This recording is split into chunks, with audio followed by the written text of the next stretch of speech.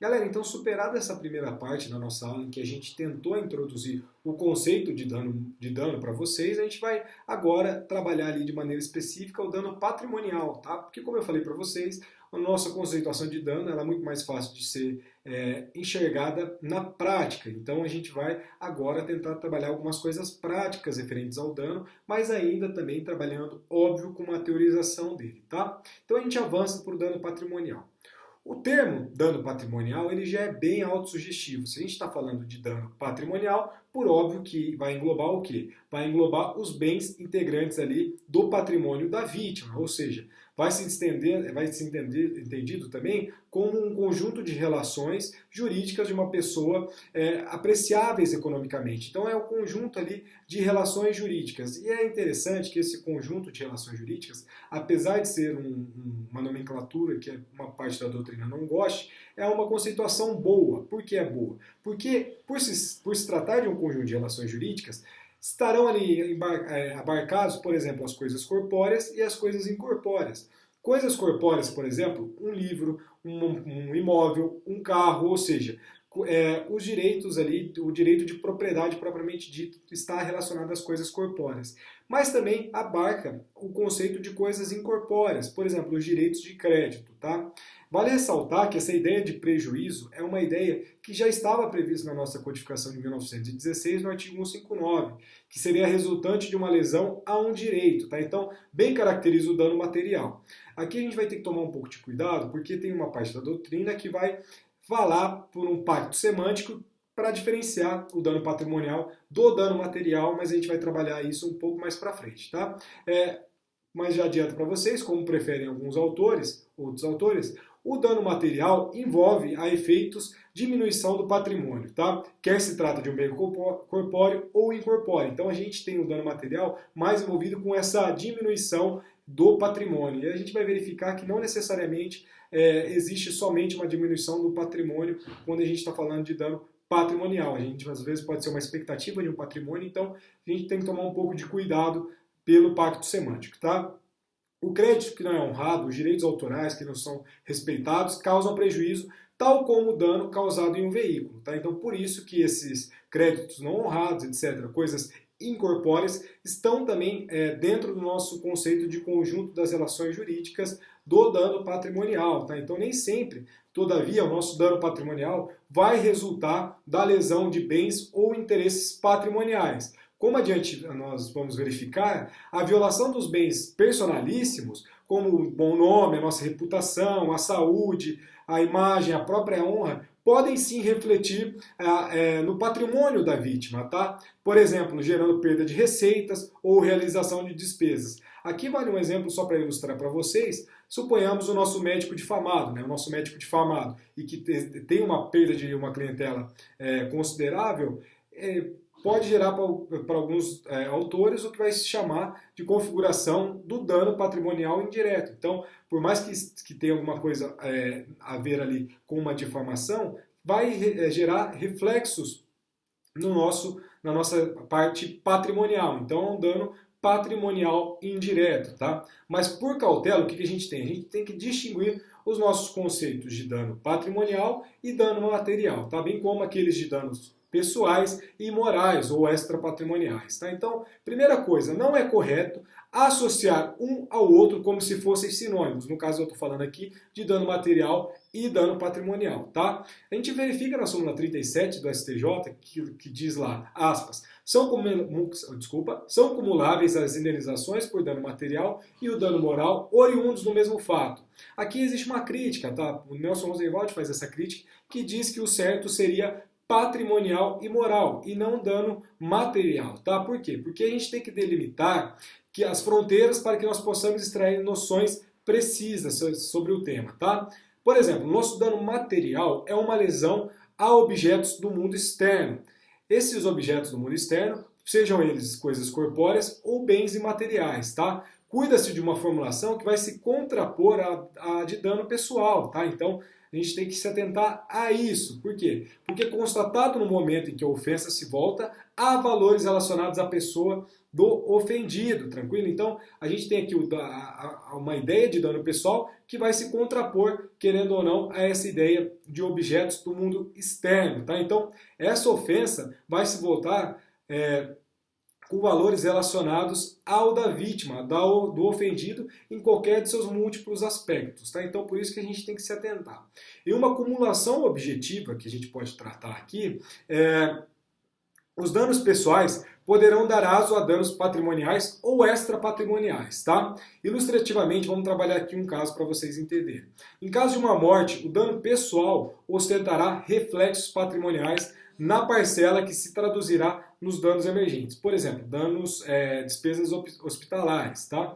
E lucros cessantes, ou seja, alimentos aos dependentes. Aqui a gente já começa a verificar que o lucro cessantes tem uma ideia de dano positivo, ou seja, que acontece ali no momento, e os lucros cessantes têm uma ideia de dano negativo, que vai acontecer no futuro. Despesas hospitalares é algo que já aconteceu, danos emergentes, e lucros cessantes, alimentos aos dependentes, ou seja, algo que vai acontecer, tá? Já os danos pessoais extrapatrimoniais consistirão na compensação pelo dano moral por ricochete em prol dos familiares. Então, o que a gente vai ter aqui? A gente vai ter o dano patrimonial, seja por lucros cessantes e também pelo dano emergente, e também os danos extrapatrimoniais decorrentes ali do ricochete em prol dos familiares. Enfim, o que a gente vai verificar? Há de se discernir entre a definição do nosso bem jurídico ofendido e as consequências dessa lesão. Então, caso prático, entendam isso, tá? O nosso dano material representa o nosso fato lesivo à integridade ou à substância de uma coisa. Tá? A sua estimativa ela é singela, sendo suficiente que se aprecie a dimensão econômica desse bem atingido. Tá?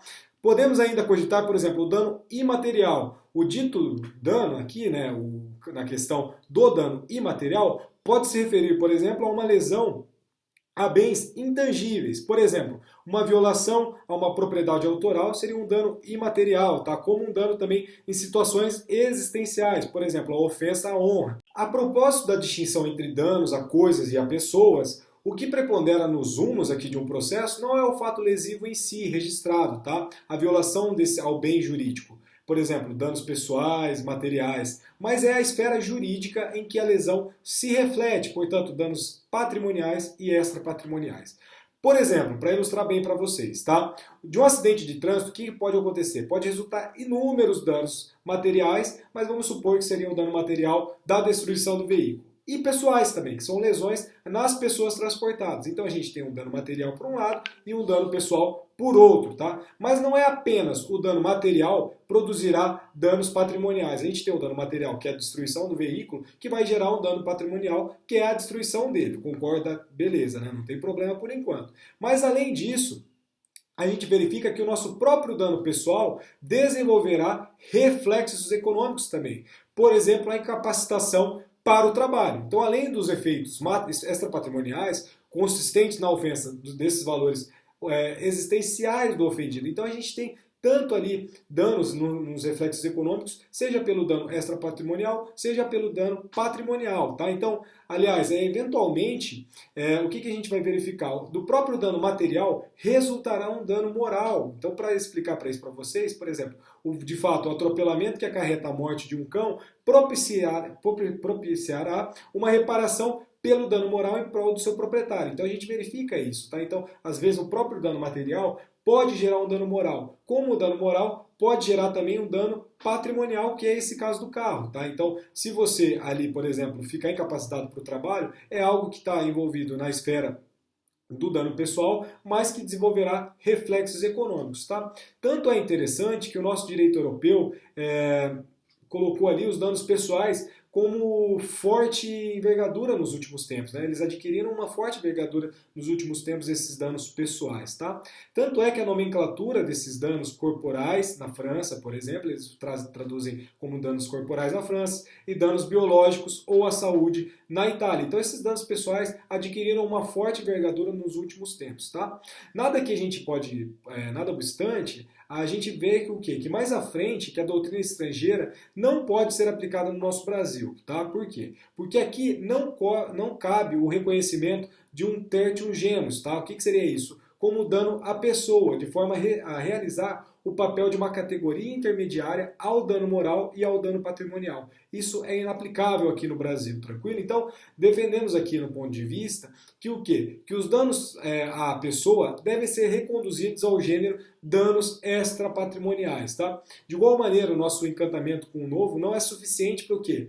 Para que desenvolvemos classificações como dano à saúde ou dano corporal, tá? Assim, então, se houver um acidente de trabalho, do qual decorra ali um eventual dano-morte, as consequências do evento serão trabalhadas na base dicotômica. Qual a base dicotômica? Dano patrimonial e dano extrapatrimonial. O nome que porventura queira ser dado ao evento, por exemplo, dano corporal, dano biológico, à saúde, em nada alterará as repercussões materiais em termos de reparação integral de danos aqui no nosso Brasil, tá? Então, a gente está tranquilo quanto a isso.